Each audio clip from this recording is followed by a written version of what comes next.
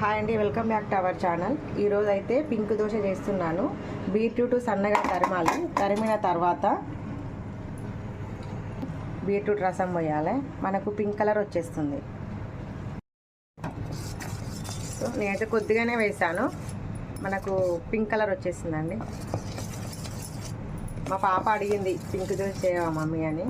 So first time try చేస్తున్నాను.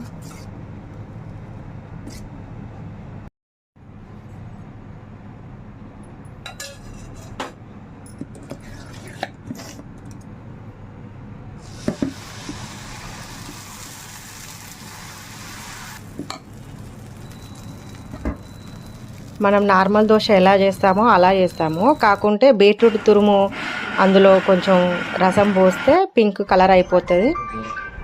So taste అయితే చాలా చాలా బాగుందండి. Thank you.